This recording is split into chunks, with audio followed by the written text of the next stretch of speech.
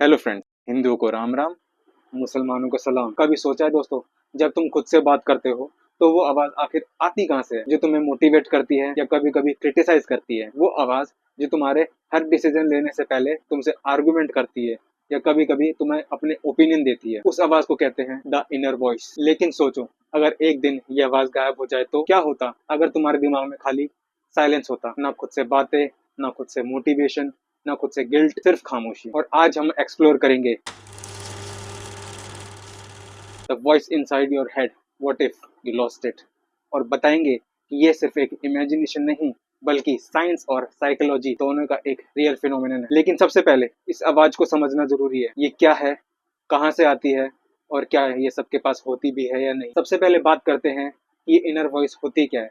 Scientific भाषा में हम इसे इंटरनल मोनोलॉग कहते हैं। ये आवाज हमें तब सुनाई देती है जब हम बिना मुंह से बोले अपने मन में सोच रहे होते हैं। जैसे, क्या ये काम मैं कल कर पाऊंगा, क्या ये जो डिसीजन मैं ले रहा हूँ वो सही है या नहीं। ये वॉइस हमारी आइडेंटिटी, रीजनिंग और मेमोरी का एक पार्ट होती है। और इंटरेस्टिंग बात ये है कि ये वॉइस हर इंसान के पास नहीं होती। 2020 की स्टडी के मुताबिक कुछ लोगों में ये इनर मोनोलॉग होता ही नहीं है। तो जब कुछ लोग बिना इस आवाज के जी रहे हैं तो सवाल ये उठता है कि जिन लोगों के पास ये आवाज है तो ये उनके लिए क्यों जरूरी है।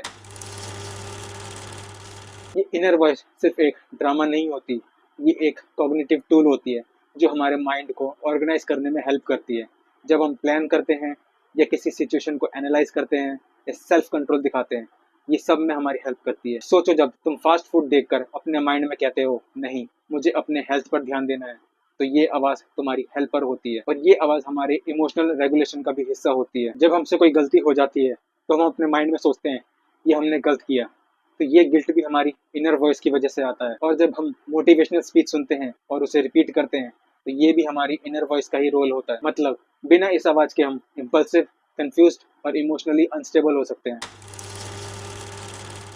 अब सोचो, अगर एक दिन ये आवाज गायब हो जाए तो क्या तुम अपने नॉर्मल काम कर पाओगे? क्या डिसीजन लेना मुश्किल हो जाएगा?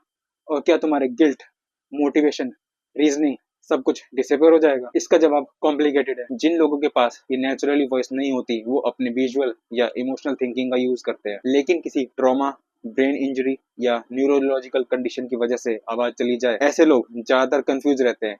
उनमें डिसीजन मेकिंग एबिलिटी वीक हो जाती है और उनको सेल्फ रेगुलेशन में दिक्कत होती है। कुछ पेशेंट कहते हैं उनको उनके थॉट्स ब्लैंक फील होते हैं, और ये अकेलेपन को भी एम्पलीफाई करता है क्योंकि हमारी सबसे बड़ी कंपेनियन हमारी आवाज होती है। स्किज़ोफ्रेनिया और ब्रेन ट्रॉमा केसेस में ये वॉइस डिसरप्ट हो जाती है। अफेजिया में लोग इनर मोनोलॉग लूज कर सकते हैं। अफेजिया एक तरीके का लैंग्वेज डिसऑर्डर होता है। Some stroke survivor report losing their internal voice temporarily. पर एक इंटरेस्टिंग ट्विस्ट भी है, जब ये वॉइस हमारे पास होती है हमें इससे तब भी दिक्कत होती है। जैसे कभी कभी ये वॉइस इतनी लाउड हो जाती है कि हम ओवर थिंकिंग में घुस जाते हैं। जैसे self doubt, constant criticism, negative talk, ये सब इनर मोनोलॉग का डार्क वर्जन होता है। एग्जाम्पल के तौर पे, मैं काबिल नहीं हूँ, मुझसे नहीं होगा, ये सब मुझे जज कर रहे हैं। ये वॉइस मेंटल हेल्थ पे भी सेवरली इम्पैक्ट कर सकती है। एंजाइटी और डिप्रेशन के पेशेंट में ये वॉइस रिपीटेटिव, टॉक्सिक या कभी कभी डिस्ट्रक्टिव हो जाती है। मतलब आवाज का होना भी जरूरी है लेकिन उसका पॉजिटिव डायरेक्शन में फ्लो होना भी जरूरी है। इसीलिए माइंडफुलनेस थेरेपी टेक्निक्स ये सिखाते हैं कि इनर वॉइस को कैसे रिफ्रेम करें, क्योंकि अल्टीमेटली ये आवाज या तो आपकी बेस्ट फ्रेंड हो सकती है या worst enemy. CBT inner voice को रिस्ट्रक्चर करने पर फोकस करता है। सीबीटी यानी cognitive behavioural therapy. Over active inner monologue is linked with OCD, anxiety और इंट्रूसिव थॉट्स। अब सवाल उठता है कि क्या हम इनर वॉइस को ट्रेन कर सकते हैं?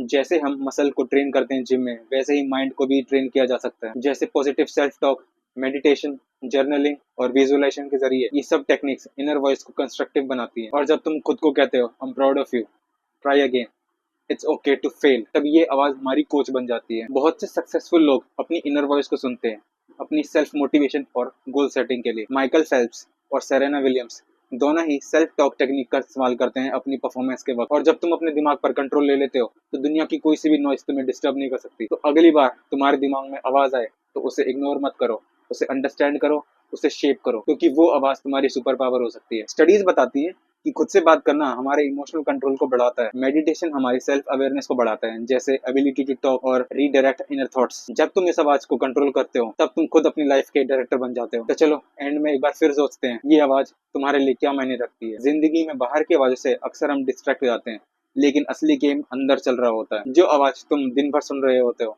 वो आवाज सिर्फ तुम्हारी होती है। उसे समझना, टेम करना और उससे दोस्ती करना ही रियल ग्रोथ। और अगर वो आवाज किसी दिन खामोश हो गई तो तुम खुद को ही पहचानना भूल जाओगे। तो आज से उस वॉइस को सुनो, उसे जज मत करो, उसे अपना गाइड बनाओ और अपनी जिंदगी के नरेटर बन जाओ। अगर आपको ये वीडियो पसंद आया तो अपनी फैमिली और दोस्तों में शेयर कीजिए। और आपका इस वीडियो पर क्या ओपिनियन है कमेंट्स में लिख के बताएं। मिलते हैं नेक्स्ट वीडियो में।